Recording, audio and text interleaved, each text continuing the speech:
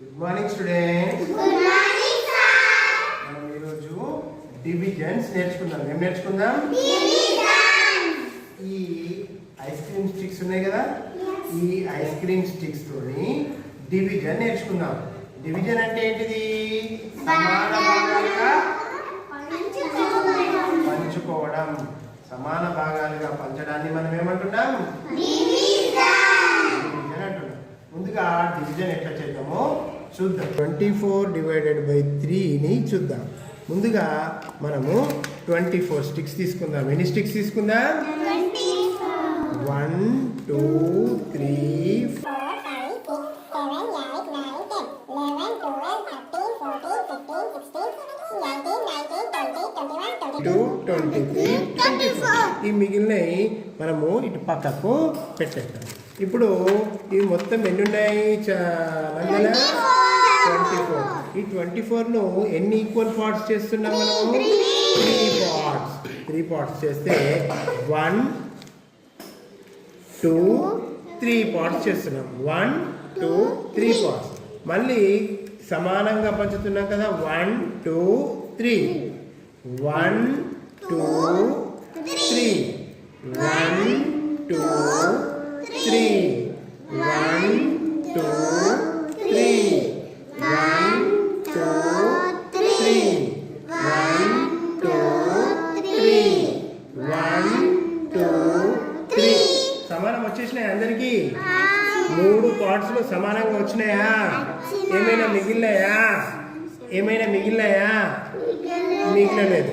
ఇప్పుడు ఈ 3లో సమానం వచ్చినాయి కాబట్టి ఒక్కొక్కరికి ఎన్ని వచ్చాయో చూద్దాం. 3 పార్ట్స్ తీసుకున్నాం కదా. 24 తీసుకొని 3 భాగాలు చేసినాం. First, second, third. మరి ఫస్ట్ వాళ్ళకి ఎన్ని వచ్చినాయి? 1 2 3 4 5 6 7 8. ఫస్ట్ వాళ్ళకు 8 వచ్చినాయి. వీళ్ళకు కూడా సమానంగా వస్తాయా? ఎక్కువ వస్తాయా తక్కువ వస్తాయా?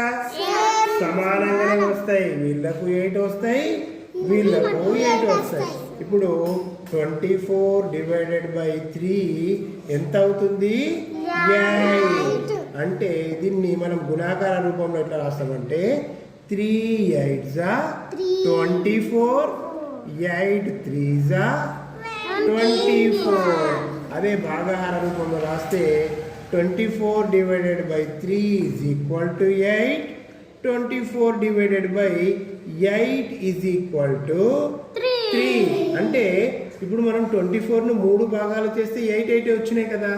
మరి 24ను 8 భాగాలు చేస్తే 3 వస్తాయో లేదో చూద్దామా? చూద్దాం. ఇది రాసుకున్నాం కదా, ఇది చూద్దాం. ఇప్పుడు ఈ 24 తీసుకున్నాం. ఇప్పుడు ఎన్ని పార్ట్స్ చేస్తున్నాం మనము? 8 పార్ట్స్ చేస్తున్నాం. 1 2 3 4 5 6 7 8. మళ్ళీ 1 2 3 4 5 6 7 8. 1 2 3 4 5 6 7 8. ఇప్పుడు చూడండి, దీంట్లో ఎన్ని వచ్చినాయి? దీంట్లో అన్నిట్లలో సమానం వచ్చినాయా? అన్నిట్లలో సమానం వచ్చినాయి. ఇక్కడ మనం రాసుకున్నాం చూడండి. 24/3కి ఎంత వచ్చింది? 8 వచ్చింది. 24/8కి ఎంత వచ్చింది? 3